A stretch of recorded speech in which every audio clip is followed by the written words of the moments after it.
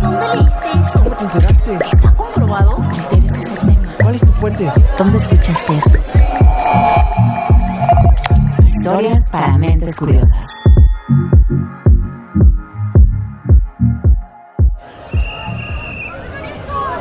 Por tercer año consecutivo salimos a la calle para explicar que no nos gusta este modelo de ciudad que nos están vendiendo, que estamos hartas de pagar más de la mitad de nuestro sueldo para poder vivir en una casa. Estamos hartas de que nos expulsen de nuestras viviendas para convertirlas en alquileres temporales o en colivings. Parece que nosotros nos tenemos que adecuar al entorno de los extranjeros y no los extranjeros en el entorno de los que llegaron a pedir un asilo, una vivienda. Sí nos afecta porque se elevan los costos de vivienda. Por ejemplo, yo antes rentaba en Narvarte y hace 10 años pagaba yo a lo mucho 7, 8 mil pesos. De repente se disparó hasta 23,000, 25,000 pesos en un local comercial. Nos están quitando todo. No solo a nosotros, también a Oporto, a mis hijos. ¿Qué podemos hacer? No sé por qué un turista que viene solo por 5 días es más que mis hijos y yo, que mantenemos las tradiciones de la ciudad. ¿Te suenan familiares estas historias?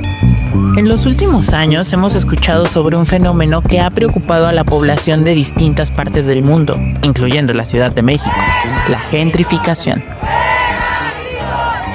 Hay tantas críticas y cuestionamientos que hoy parece que los únicos culpables de la gentrificación son las personas extranjeras. ¿Pero realmente lo son? Ahora, estrictamente, no son los culpables, son parte de todo un sistema de actores que están sobrerepresentados, bueno, eso, y que hasta este contexto que lo señala, pues está desviándose, digamos, el verdadero problema. Porque los gentrificadores son parte de un sistema de regulación urbana, son parte de un mercado inmobiliario local, son parte de una serie de intereses empresariales mexicanos, finalmente, que están tomando beneficio de eso, y eso nadie lo dice, bueno, o se dice muy poco. Escuchaste a David Navarrete, profesor e investigador de la Universidad de Guadalajara, quien explica que el fenómeno va más allá de un grupo de personas y que en realidad tiene muchas caras. Yo soy Mariana León, editora de contenidos de Tech Science, la plataforma de divulgación científica del TEC de Monterrey, y te doy la bienvenida a este nuevo episodio de Historias para Mentes Curiosas. Hoy indagaremos sobre este fenómeno del que se habla más cada día, resolveremos las dudas que tienes sobre gentrificación y buscaremos la respuesta a la pregunta del millón. ¿Hay manera de controlar este problema? Así que comenzamos. Historias para mentes curiosas.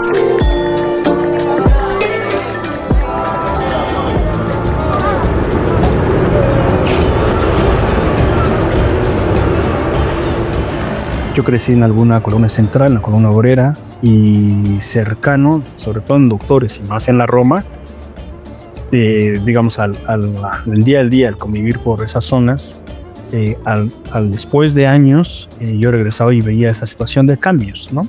Cambios sobre todo en viviendas unifamiliares, casas, que ya después eran o edificios de departamentos o predios comerciales, ¿no? Luis Salinas, investigador del Instituto de Geografía de la UNAM, recuerda así el primer contacto consciente que tuvo con el fenómeno.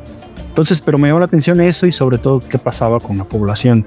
Digamos, ya no veía la población que regularmente uno observaba en determinados polígonos, en determinadas colonias, por hacer una generalización, ¿no? Eso me llevó a entender que algunas transformaciones urbanas se podían identificar bajo el concepto de gentrificación. Para muchas personas, la gentrificación es un problema reciente, que comenzó hace unos cuantos años, pero en realidad su estudio inició desde la década de los 60.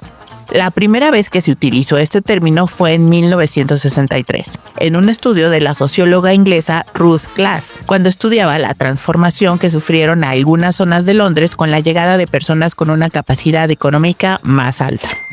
Desde entonces, el concepto ha cambiado y se ha adaptado a la época y entorno de estudio. Para Luis, la definición más actual sobre este concepto es la siguiente. En términos concretos, a mí me parece que la gentrificación se puede definir como la reestructuración de las relaciones sociales en el espacio.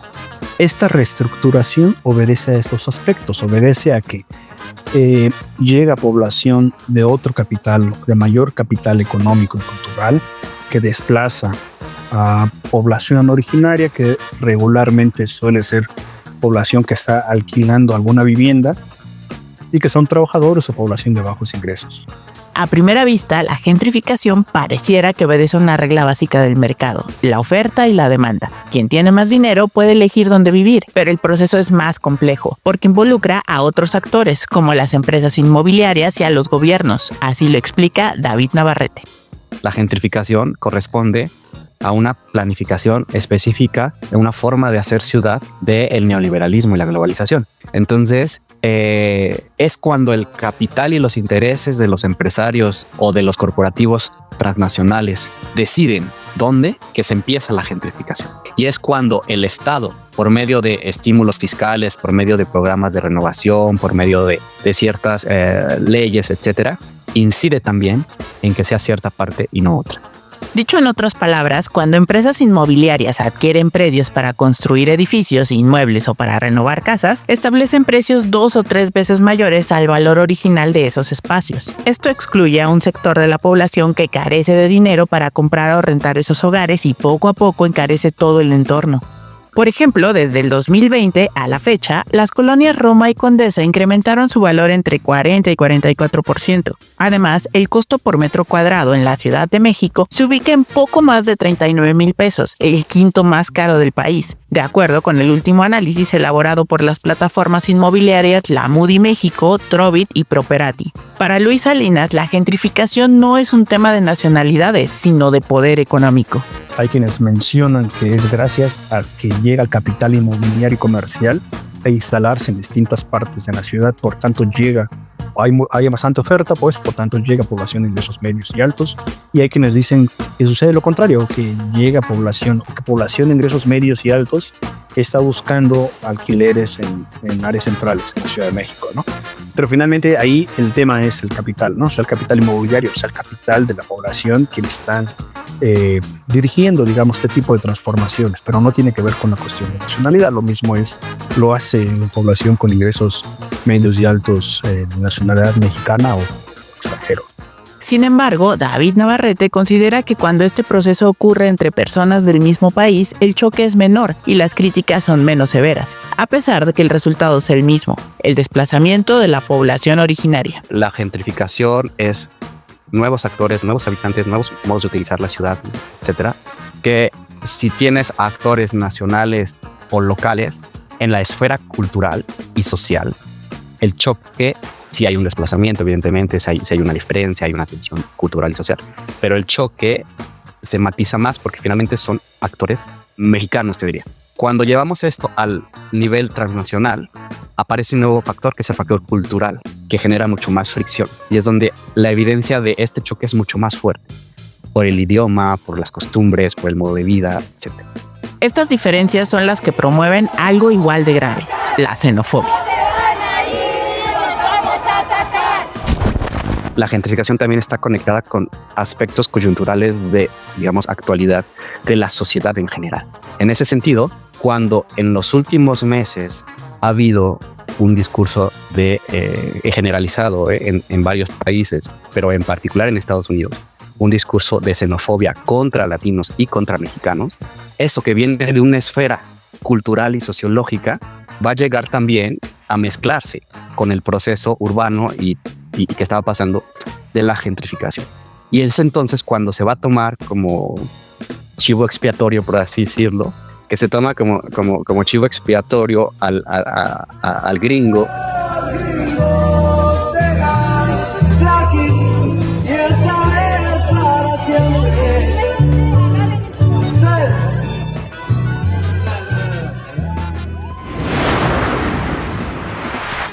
Entonces, si la gentrificación no tiene que ver exclusivamente con un tema de nacionalidades, ¿por qué se culpa a las personas extranjeras? La respuesta podría estar relacionada con las plataformas de vivienda de alquiler como Airbnb.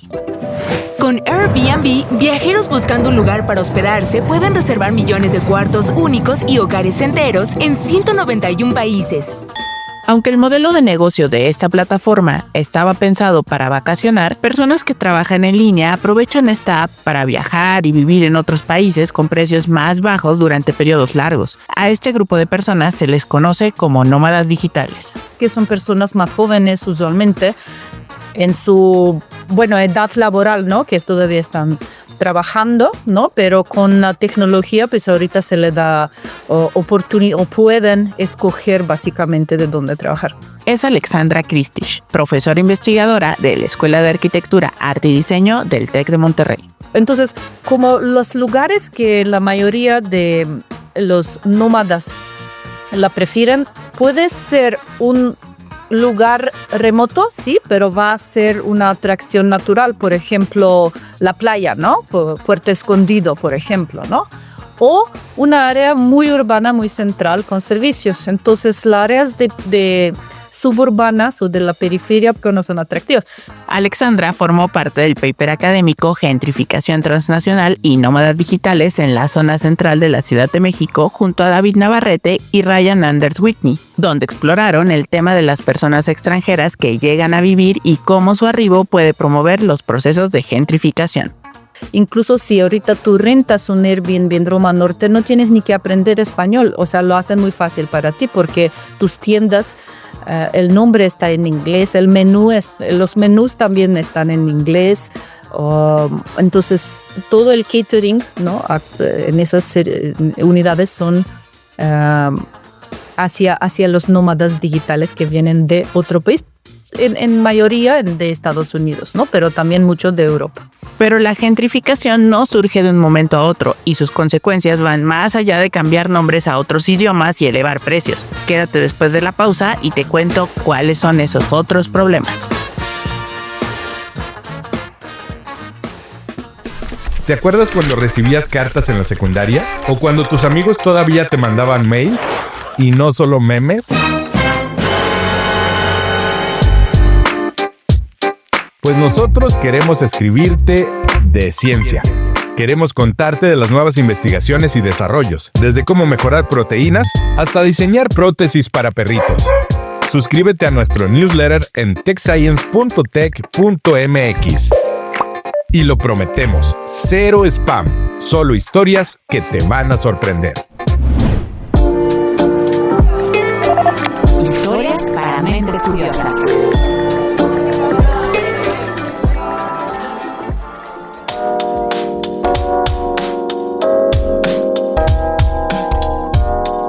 Estamos de regreso en Historias para Mentes Curiosas. Antes de la pausa, escuchaste qué factores causan la gentrificación y cuáles son algunos de sus efectos a corto plazo. Pero este proceso es muy largo, constante y con múltiples impactos, incluso más allá de las ciudades. De acuerdo con el investigador David Navarrete, hay personas que no les interesa vivir en las grandes ciudades, sino en espacios cerca de la naturaleza, como playas, bosques o zonas más tradicionales. Por ejemplo, en San Miguel de Allende, parte de las motivaciones de la generación de jubilados es un vínculo con las tradiciones, con el arte, con la cultura. Entonces, digamos que esto va a tener un cambio sobre algunos negocios, ¿no? Va a haber más galerías de arte. Tal vez las expresiones de tradiciones y arte popular se van a estetizar, Entonces, pero al fin de cuentas va a haber un cambio en el tipo de comercios y el tipo de servicios y el precio de eso. Este proceso en muchas ocasiones genera la impresión de que la gentrificación tiene un cambio positivo en los lugares donde ocurre este fenómeno, porque acerca servicios públicos, moderniza espacios e incentiva el turismo nacional e internacional. Pero, ¿esto realmente es así? ¿La gentrificación tiene beneficios? Para el investigador y profesor de la Universidad de San Sebastián en Chile, Ernesto López Morales, el resultado depende de la perspectiva que se elija ver. Es relativo. Lo positivo y lo negativo de la gentrificación depende de a quién.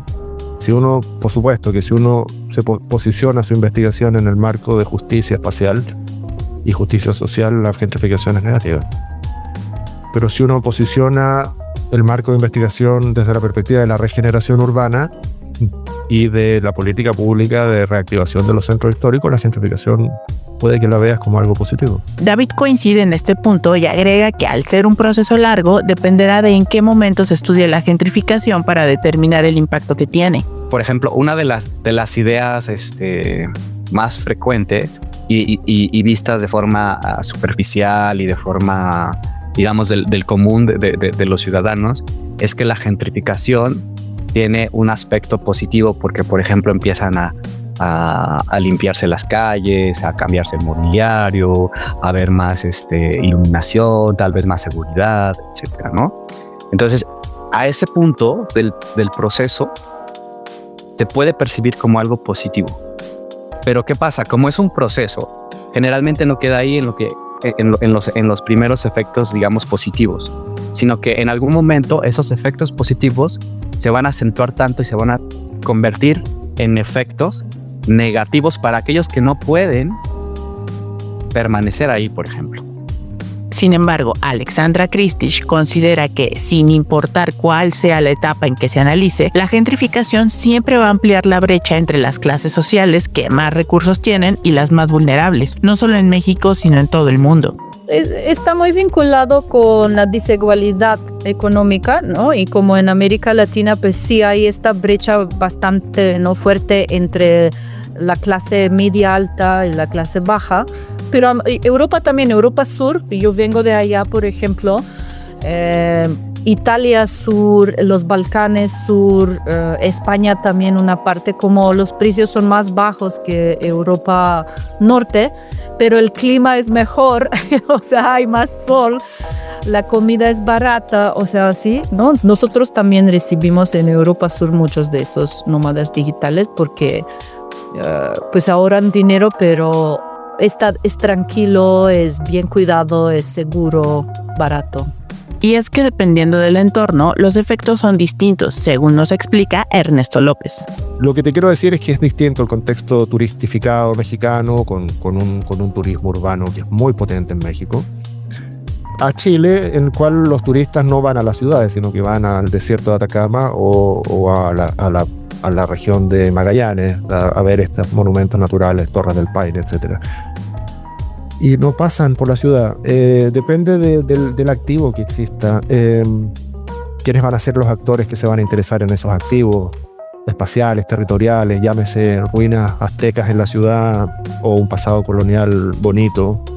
O bien activos naturales que también son anclas de comunidades, de población residente que tradicionalmente ha vivido ahí, y se ha estructurado en base a esos anclajes naturales. Desde esa perspectiva, y piénsalo por un momento, esto es muy fuerte. Él considera que existe gentrificación hasta en las políticas públicas que privilegian el aspecto económico sobre el bienestar social. Las políticas públicas podrían generar gentrificación. Las políticas de reactivación de los centros históricos generan gentrificación. Los pueblos mágicos probablemente como política pública generan gentrificación.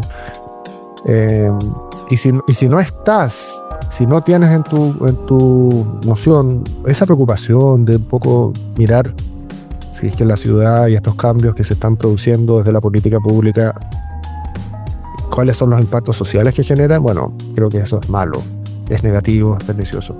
Y es que otro de los efectos de la gentrificación que se ha detectado en países como México, Chile y Argentina es la pérdida de identidad y comunidad. Ahora se habla de pérdida de la integración en el barrio, por ejemplo, pérdida de cohesión social. Es decir, no hay desplazamiento físico, no hay necesariamente una presión porque la gente se vaya, pero sí hay gente que se ve de alguna forma desligada de las reuniones vecinales, de alguna forma ya no tiene cabida en espacios de socialización porque esos espacios tenían una componente socioeconómica, el comercio básicamente. Ya no se encuentra con sus vecinos en el comercio porque no puede ir a ese comercio, porque no puede comprar en él, cambió el perfil del comercio. Las reuniones donde se toman las decisiones respecto al barrio ya no le competen porque no es invitado, porque no se siente bien. Luis Salinas, investigador de la UNAM, pone de ejemplo el mezcal, una bebida que era accesible para la mayoría de la población mexicana, pero al popularizarse entre un sector con mayor poder adquisitivo, ocasionaron que su valor en el mercado incrementara un 12%. Hay algunos autores, por ejemplo, que hablan de desvanecimiento de lo popular, ¿no? Entendido, digamos, de ciertas tradiciones, ciertos aspectos culturales que o se están invisibilizando por X razón. Por ejemplo, lo que se ha incrementado, los precios que se han incrementado del mezcal, ¿no? No sé, hacer un producto de denominación de origen y demás. Entonces, cuando llegan a ser aspectos que quizás eran más populares, ahora ya están dentro de una lógica mercantil, o que se han mercantilizado de tal forma que hoy en día representa de moda ir a al pulque, ¿no? A una pulquería, ¿no? Porque también hoy en día, o sea, cuando el pulque es una bebida popular de campesinos, digamos, y vinculada a un aspecto agrario.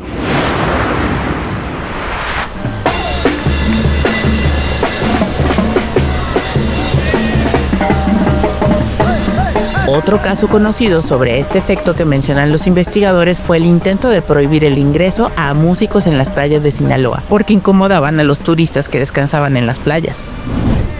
Sin embargo, la gentrificación también tiene un componente racial. Ernesto explica que en Brasil las principales zonas donde ha ocurrido este fenómeno es en el centro de las ciudades, donde reside principalmente la población afrodescendiente.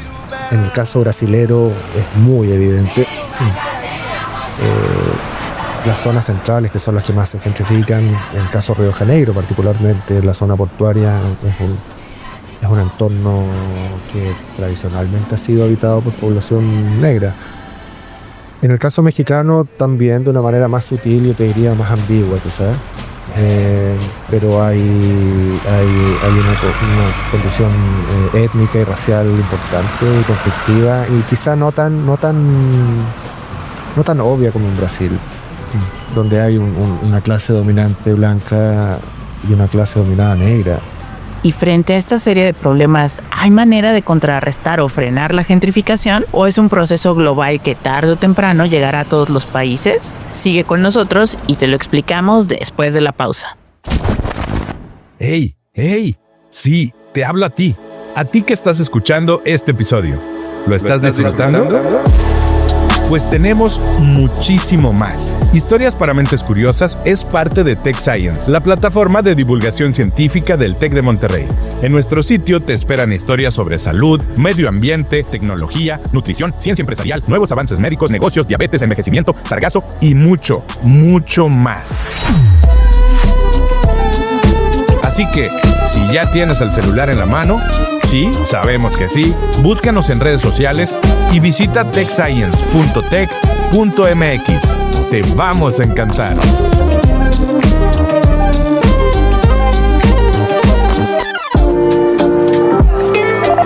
Historias para mentes curiosas.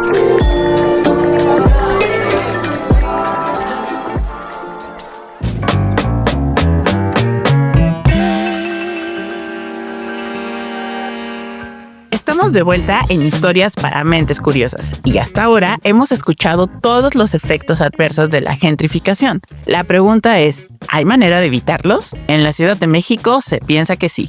Presidenta, le informo que el resultado de la votación es el siguiente: 49 votos en favor, 6 votos en contra, 9 votos en abstención. En consecuencia, se aprueba el dictamen que presentan las Comisiones Unidas de Vivienda y Turismo. Remítase a la persona titular de la Jefatura de Gobierno de la Ciudad de México para su promulgación y publicación en la Gaceta Oficial de la Ciudad de México. En abril de 2024, el Congreso de la Ciudad de México reformó la Ley de Turismo de la capital para obligar a los propietarios de inmuebles utilizados en hospedajes a que se registren en un padrón de anfitriones y cada 6 meses evaluar la cantidad de noches que pueden ofrecer. Y un año después, la jefa de gobierno, Clara Brugada, anunció un plan con 14 acciones para reducir los costos de vivienda y mejorar las condiciones de los residentes en la capital frente a la gentrificación. A efecto de implementar las estrategias integrales que apunten a la justicia espacial, la equidad urbana y una renovada convivencia social, en ejercicio de las atribuciones que tengo conferidas, he tenido a bien a emitir el siguiente bando 1 por una ciudad habitable y asequible con identidad y arraigo local. Para David Navarrete, estas acciones son suficientes. pero solo en el corto plazo. Por ello, propone una serie de acciones para evitar que la gentrificación aumente la desigualdad en la ciudad. Lo que sí tendría que hacer es, pensando a largo plazo, el Estado cambiar estructuralmente la política de vivienda, por ejemplo, la política económica para mejorar los salarios. Esas son las cosas que estructuralmente se tienen que hacer. Las restricciones urbanísticas o las posibilidades urbanísticas para que ciertos proyectos entren. Eso es donde se tendría que trabajar. Mientras esos elementos estructurales del ingreso, el derecho a la vivienda y el derecho a la ciudad no se resuelvan, el efecto de medidas sectoriales o parciales va a ser mínimo. Ernesto López, de la Universidad de San Sebastián en Chile, propone seguir el ejemplo de países como Estados Unidos, donde el Estado compra inmuebles para rentarlos a bajo costo y recuperar la inversión a largo plazo. Particularmente Estados Unidos, algunos edificios que son de propiedad privada los compra el Estado y se los da para administración a comunidades residentes, con un muy bajo pago digamos que se elimina la variable de la ganancia privada en el pago de la renta. Se recupera el valor de uso, podríamos decir. Y tienen que pagar una tasa de uso acorde, razonable y pagable para la población que vive ahí.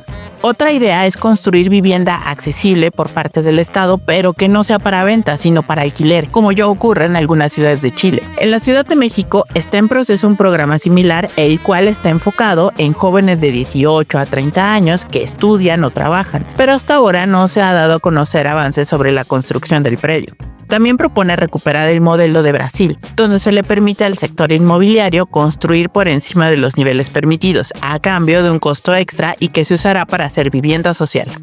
Esos son los famosos CEPACs, los certificados de edificación adicionales que existen en Brasil y que han servido, entre otras cosas, para lo que llaman los brasileros operaciones interligadas. Con esa plata que les quitan a la vivienda rica en altura, construyen vivienda pobre en suelo central, que repito que es muy caro de hacer. Se interligan las dos operaciones. Eso es otra posibilidad. Y más allá de la labor que puedan realizar las autoridades de cada país, Luis Salinas, investigador de la UNAM, considera que la unión vecinal puede ser una de las mejores estrategias para mitigar los efectos de la gentrificación. Creo que lo que ha de alguna forma aminorado, quizás más, los procesos de gentrificación es la organización de vecinos, ¿no? Pero con todas las problemáticas que implica el trabajar día a día, ya sea en un empleo formal o ya sea en el trabajo en casa, los labores de cuidado y todo, y más, que se reúnan para organizarse y para defender su espacio de vida, eso es lo que en determinados casos ha detenido en cierta forma el avance de esos procesos de gentrificación. Y nos recuerda que las ciudades son entornos vivos, que están en constante transformación, pero estos cambios no solo deben privilegiar a unos pocos. Las ciudades son vivas, las ciudades van a tener muchas transformaciones a lo largo del tiempo, ¿no? No es solo, digamos, proteger o decir que nada más sea la población de escasos recursos que viva la ciudad, ¿no? No, o sea, debería de existir como esa mezcla en términos de que distintos sectores de la población puedan disfrutar de la ciudad.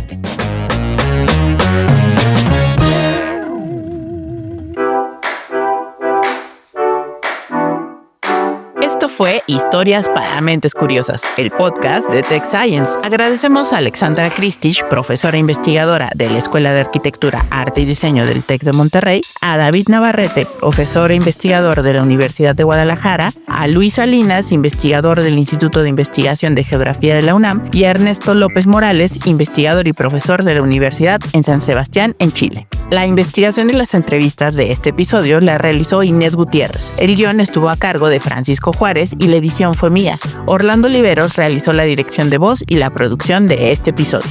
Soy Mariana León y antes de irme quiero recordarte que Tech Science es una plataforma web donde publicamos diariamente historias de ciencia y de investigación. También te puedes suscribir a nuestro newsletter semanal y consumir nuestros contenidos en redes sociales. Muchas gracias por haberme acompañado y nos escuchamos muy pronto.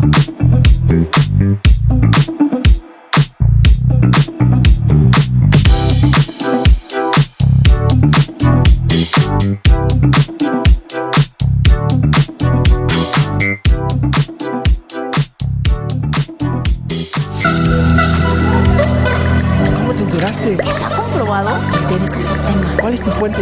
¿Dónde escuchaste eso? Historias para mentes curiosas.